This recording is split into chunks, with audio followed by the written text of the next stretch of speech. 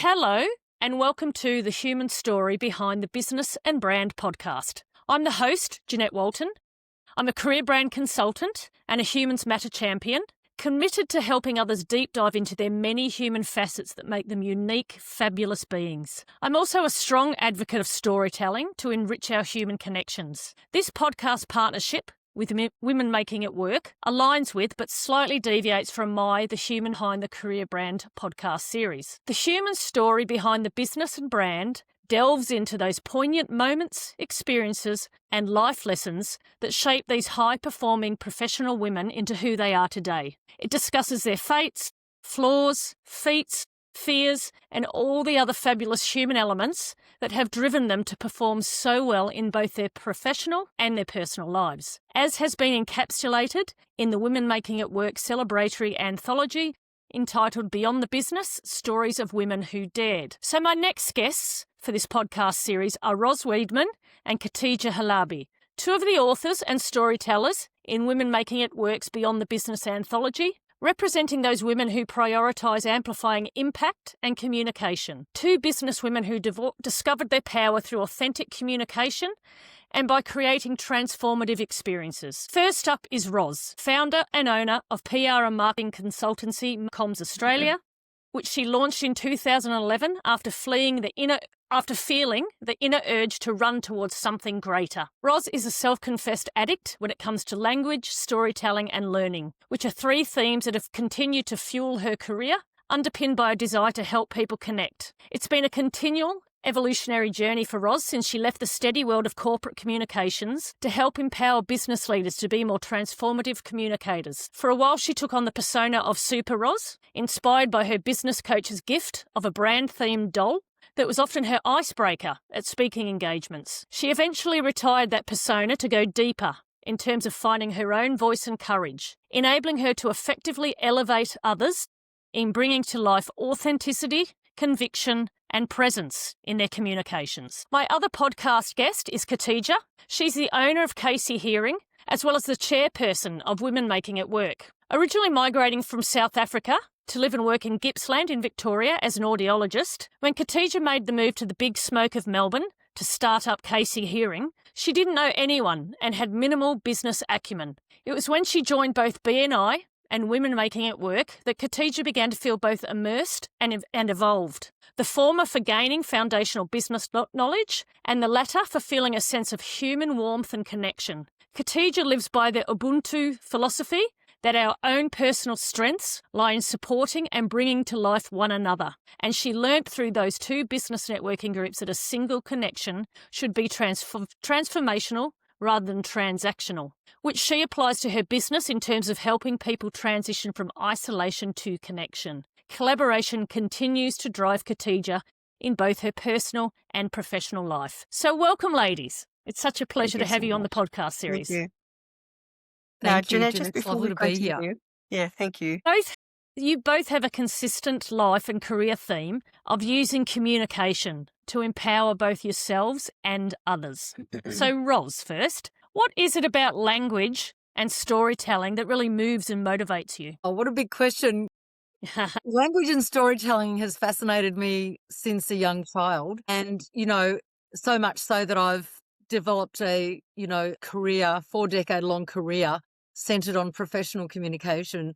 When I think of language and storytelling, it really is central to our human existence. It's how we connect. It's how we transmit our culture. It's how we progress as a humanity. And so, it's always fascinated me that people's words and their language can uplift people, or it can do the opposite. And so through my career, I've focused on how I can use communication as a real lever to bring people together, whether that's in organizations or in communities. And, for leaders, language and storytelling really is essential for building trust and connection and to navigate the complexities of the current environment. So, it really is.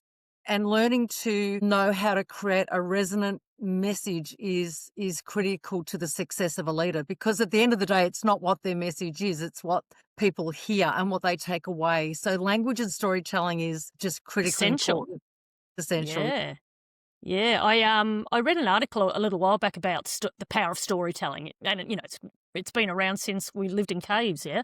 Yeah. And it actually talked about JF Kennedy using storytelling to convince people that it was worth trying to land on the moon. So Yeah. it's such a strong influencer, storytelling, isn't it? Oh, it is, and you're so right. It really goes back to our it's in our DNA. It goes back to the when humans first began fire, because Yeah, fire extended the day and people sat around fire and started to communicate and tell stories, and it's really evolved from there. yeah, absolutely. So, Khatija, why would you say collaboration is so important to you as both a person and a professional? So, look, I think for me, collaboration and connection has been my everything, and when we talk about Ubuntu is an African philosophy, and it speaks to the interconnectedness of all people. It reminds us that our humanity is tied to the humanity of others, and it's through our connection that we thrive. So I think it's absolutely beneficial to all of us, especially living in a society where prioritizes the success of individuals. When people focus on the self, then their approach can become quite fiercely competitive. So I think the concept of Ubuntu helps us to incorporate the benefits of living in a village while still kind of striving as individuals. The only difference is that your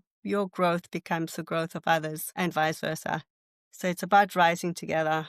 And the way this can benefit us is by building on relationships, adopting an abundance mindset, because there's enough out there for everybody, right? And we can look at how we can give and help others grow their business, and it comes back to us tenfold. Yeah, that's so true. Ubuntu, is it? Ubuntu?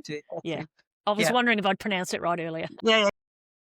So, Roz, in your story, you highlight how your super Roz persona or doll was often your conversation starter. So what sort of input or comments did you receive when using that at speaking and other engagements, and how did it make others feel? Look, for context, you've got to understand this doll was a literal mini me doll because it was the caricature in my book that I'd just launched. And it was a super Roz that look-alike, which had a tool belt and a super and a cape. And I had a cape to match. And I used to take this doll and the cape along to my workshops and my trainings and my networking events, and it became a real icebreaker. It was really funny that, people really resonated with the metaphor of the small business owner being the superhero, because as a small business owner, you're a Jack or a Jill juggling all of the balls in the air. So the tool belt, tools of the trade, and also because the book was on marketing and I spoke on marketing, the tool belt also had the metaphor of tools and tactics. So it was a real conversation starter, and and it just broke the ice straight away. So it was a really great warm up for all of my conversations. And did anyone else follow suit and get themselves a doll persona? Well, no, they didn't. But if I rolled up without it, that was the first thing they asked. So you're going to put Where's on the doll? Yeah, where's the doll? And are you going to put on your super cape today? So, it was front and center of my workshops and all of my marketing materials on my website everywhere for about, I don't know, 4 or 5 years. So it served a really purpose, and it was fun. Yeah. It keeps it lighthearted as well, doesn't it? It did, yeah. Yeah, okay. Khatija, you refer to your continual alignment with the Ubuntu philosophy of I am because we are, which obviously stems from South Africa. How do you believe this is beneficial to each of us to follow that philosophy? You did touch on it, but can you give us a bit more? So I think I touched on that one just before. It's pretty much that, where you kind of you're pretty much looking out for each other, and we're kind of there to help each other to kind of grow and rise together. So look, I think I do believe quite strongly in empowerment through connection, and I do believe that through the philosophy of Ubuntu we can absolutely get there. Where does it actually stem from, Ubuntu? Where does it come from? Yeah, like what tribe or culture? I don't know which tribe it was specifically, but it is an African philosophy, and I think specifically the South African philosophy as well. Yeah, okay. And I know that there's an example of a story where somebody came into a village and said to a group of children that I want you to have a race from here up until that particular tree. And whoever gets to the tree first is going to get this bag of lollies, And what this man found was that the children held hands and ran to the tree together. Oh, And at the end, he asked them, he said, what's going on? And they said, well, how can all of us be happy when only one is happy with a bag of lollies? So that's just that's their way of beautiful, isn't it? exemplifying what Ubuntu is. Yeah. Yeah. And when you're around other people, it can be so uplifting, can't it? So soul Oh, yeah, enriching, absolutely. Yeah, Yeah, absolutely. yeah. Love it. And this is the question for both of you, if you don't mind sharing. What would you say has been your most challenging or exciting experience to date in terms of using your communications to transform yourself and or others? You can go I'm going to first, Ross. go. I'll go.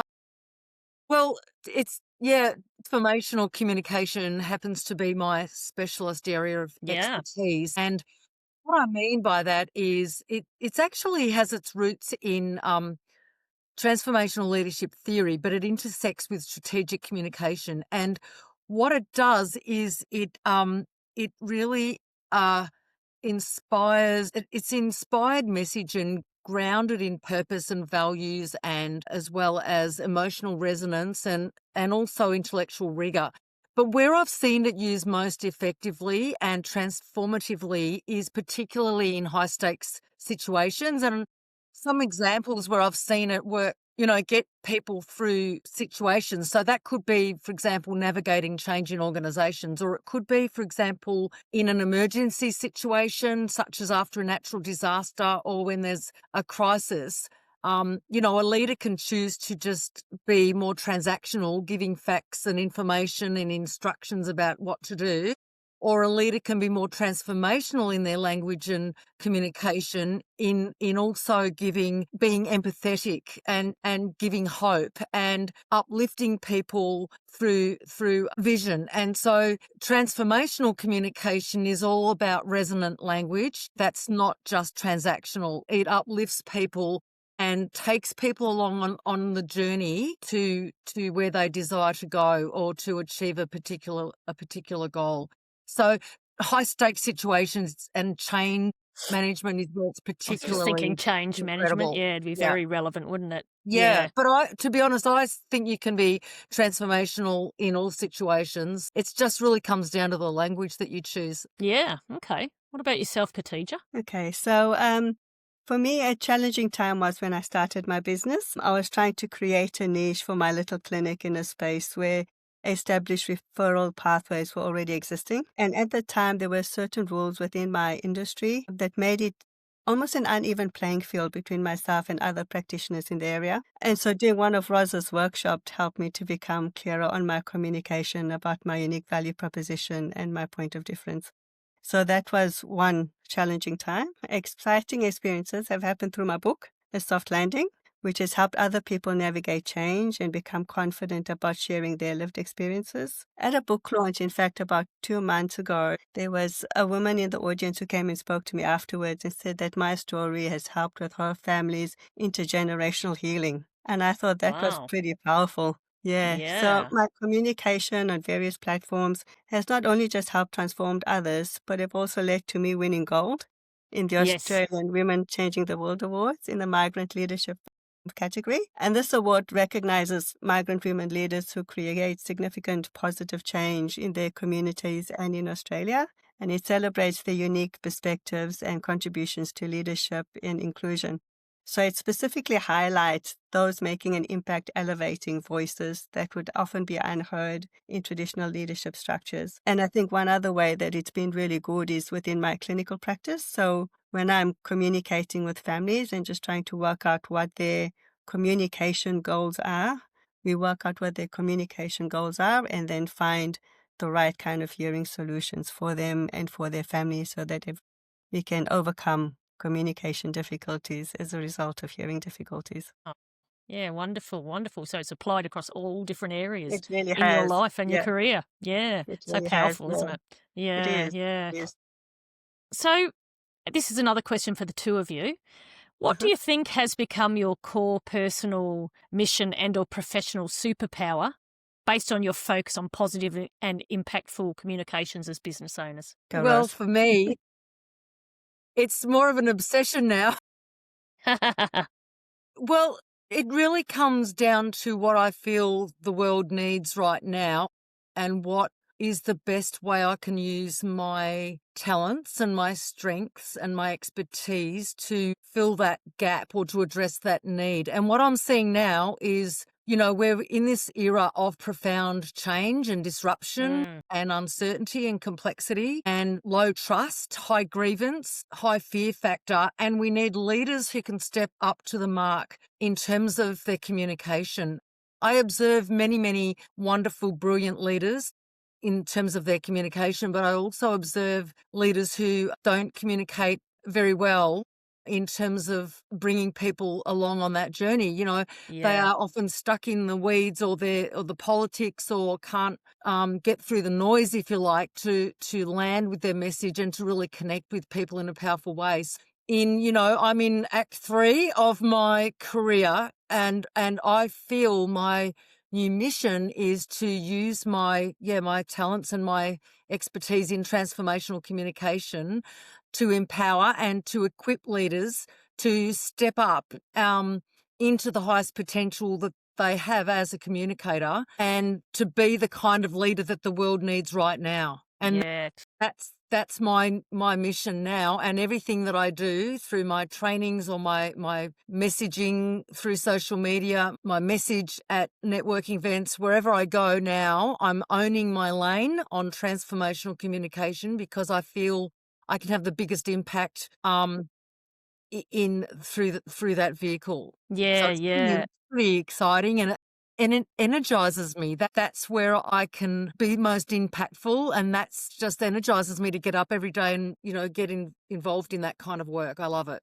And it's pretty sad, isn't it, when someone does have a really powerful message that just isn't getting through, yeah? That's right. And a lot of leaders have, a big vision, but they don't yet know how to articulate that into a compelling, bold message. And so that's where I can help them. That's where I come in to help them to step into that, not just to be able to articulate the words, but to also communicate their message through the right vocal tonality and align the right body language with that, because at the end of the day, your message is more than words. It's about aligning everything, and that's 100%. how I help them.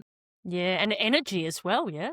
The energy 100%, you're giving off. because your emotional energy, well, you know what it's like. You can sense someone's emotional energy before they enter the room almost, and that can color, the vibe of or the atmosphere of a room or a community before you even open your mouth, really. So your emotional energy is like a contagion that people sense, and that's all part of it. Because when it comes to communication, it's not just what we hear, it's what we take in through all of our senses. It's what we see, it's what we hear, it's what we feel, touch, what we smell, what we taste. All of our senses is bringing in that information, and then we're filtering that through our beliefs and our values and trying to make sense of it all. So it's up to the leader to, as far as possible, create a sense of meaning or shared meaning through their message, and that comes together through the powerful combination of words, language, voice, and body language. Yep, I hear you. What about you, Khatija? So I'll take you back to when I first started the business, and like you said in your introduction, that I really didn't know very much about business at all, and I was introduced to a printer, and that one connection opened my eyes to business networking. So through Robert, I was introduced to BNI, the business networking group, and it was through this group that I got all the support that I needed for my business structure. And the relationships that I built led to referrals. I was even introduced to Women Making It Work through one of its members. Okay, wow. Yeah, so it's been huge for me. So my business wouldn't be where it's at if it wasn't for that initial connection and the relationships that have followed from that. So I've learned a lot from all of those things around relationship building and, creating awareness around audiology and what it is that we do through the various conversations that we've had.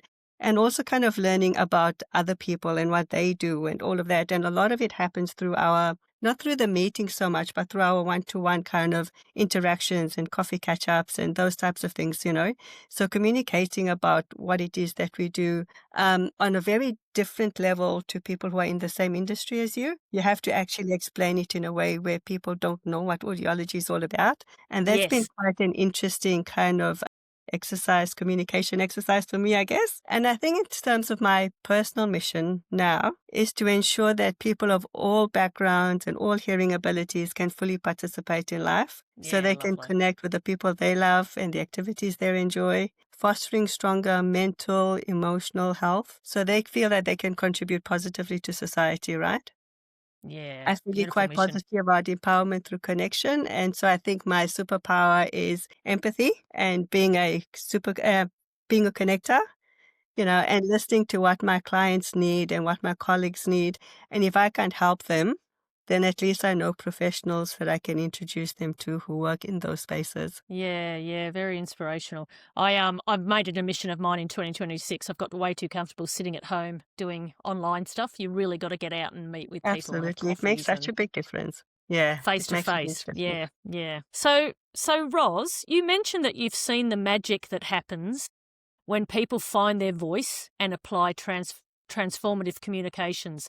Is there any particular example of that you can share? Yes. So I'll preface my little story, if I may, with Yeah. transformational communication is all about creating a shift in an audience to move an audience to think or to feel and to act. So it's about stirring the mind, it's about engaging the heart, and it's about mobilizing the hands as well to act. So, and in effect, that means often it means creating a real visceral change in an audience. And that means that an audience feels so deeply that they have a physical reaction to the message. And I've seen that many times in my career over 4 decades, been, the professional communicator watching thousands of speeches and presentations and chamber debates and everything. And what I saw one day was a most extraordinary example of transformational communication, where it was an Australia Day citizenship ceremony back in the early 2000s, and I was working at a local council. And on this particular day, there were people from 20 or 30 different nations who were coming together to become citizens. There was their families in the room. There was members, supporters from the community, and many council officers who were working on that day for this citizenship ceremony. And I'll never forget it. The government representative on that day walked up to the lectern, anchored their stance really strongly, and just looked at the audience with a gaze that just touched everyone in the room. And then they delivered this most incredible speech, these words without any notes, just delivered this most incredible words through this magnetic presence. And it only went for a few minutes, and I almost don't remember the exact words, but I remember exactly how I felt. And at the time I was sitting next to the CEO, and we just looked at each other, and we knew in that something extraordinary had happened. Like, I had a tear in my eye. I had the hairs on my forearms were standing on end. There were shivers down people's spines. In that one room, in that one moment, we were all one as Australians. Yeah, wow. And beautiful. And and that was a long, long time ago. And I knew that was what I always aimed to achieve as a communication professional, supporting leaders in their communication. It didn't matter if it was an Australia Day citizenship ceremony or an emergency situation, or even just having a fireside chat with a group of employees. My goal was always to create that deep connection and visceral reaction or response if I could. And more than that, it inspired me to want to step onto the stage myself, and because I had also a vision and a message, and I always have aspired to achieve that. So that's what transformational communication is all about. Now, that was an amazing experience, and I've seen that a number of times, and I've seen that, we've all seen examples of that on the global stage. You think of some Yeah. of the examples of history of, Dr. Martin Luther King Jr. with his Higher Have a Dream speech, or Churchill galvanizing a nation, or, in more recent times, former New Zealand Prime Minister Jacinda Ardern, her speech after the Christchurch massacre, or, or Malala Yousafzai, her one pen, one teacher, one student, one book speech. Like, it's just, we can do it. It's something that can be cultivated and embodied. Transformational communication. Some people are born natural communicators Yeah, and some have the communicable gift. people, Yeah. but Some have to work at it. this is something most of those people have worked at it, Yeah. something that we can all learn. So that's transformational communication in action, for Yeah, sure. gorgeous. Yeah, great examples. Khatija, you believe that a single connection can change everything, including in a business growth sense. Is there an example of that you can share? Okay, yeah. So I shared the example before about the single connection that I had with Robert, my printer, who then introduced me to BNI and then to Women Making It Work. And so I think what I'll do is I'll talk a little bit about the sisterhood around women making it work, because there's a lot of examples that kind of come through that all the Yeah. time. Okay. So I love the positive, warm, fuzzy feelings that come from being part of the sisterhood. When you step into a women working with work space, you can kind of feel the warm, welcoming embrace, regardless of your background or your industry. We are a group of women who genuinely just want to see each other thrive, and we celebrate each other's wins, no matter how big or how small. So whether it's a woman, breaking through something like a self-limiting belief or a personal circumstance and to be completely thriving, or hearing that some of our members have reached thousands of dollars just through connections within the network for the Yeah, charities that's that they support, rewarding. because we understand the impact of their work, or where one single introduction has made it possible for a member to go international and make global impact. We've also been Amazing. able to use it to show each other's businesses through collaborations, and we've had a number of examples of this. So, for example, I use a number of members to provide expertise at some of the events that I use for my clients. And we have Arlene and Di, who I mentioned briefly in the book. Arlene launched a clothing design, for example, and she paired up with Di, who does skin and beauty, and they used another member's venue, and they got members themselves to kind of model the clothes for them on the day. So, and that just became a huge launching pad, I guess, for Arlene's Yeah. clothing design. Yeah, so look, it's huge, I think, and you never know where that one single connection can take you. Yeah. Like I think for Yep. me, it's So been the true. success of my business, depending on what people's personal goals are. For others, it literally has given them a foot in the international markets as well. So, Yeah, you wow. just come out. And again, like we say, you meet up with people. We're often asking people, whether it's through fireside chats or at the networking groups, or whether people are meeting face to face, what are your goals? What do you want to achieve? Who do you want to meet? And you never Yes. know, you just never know who might know somebody who can pull things together for you. So yeah, Yep. absolutely. One connection can Power of change everything. connection. Yeah, 100%. yeah. Well, you've just inspired me even further to do more of those coffee dates next year. So thank you, Khatija. Yeah, and come and join us anytime. Yeah. Roz, what do you think you've mostly discovered about yourself as a business and brand after retiring Super Roz and going deeper with your words and actions? Yeah. When I think about Super Roz, who really was kind of a persona or an alter ego, really, and became a vehicle that gave me confidence. So, she served a really important purpose.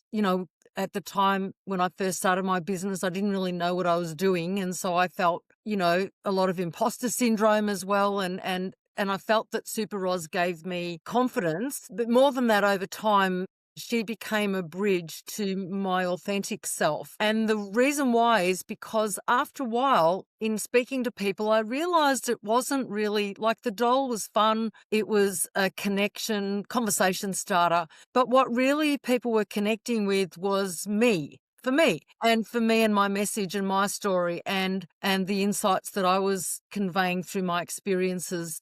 So over time, I think what Super Roz as an alter ego gave me was confidence, but also a bridge to my own authenticity and my own self-expression and the confidence to be that. And, you know, and ultimately I retired. I kind of outgrew it in the sense that I now felt I didn't need to have that armor on, if you like, that I can be brave and I can be bold all by myself.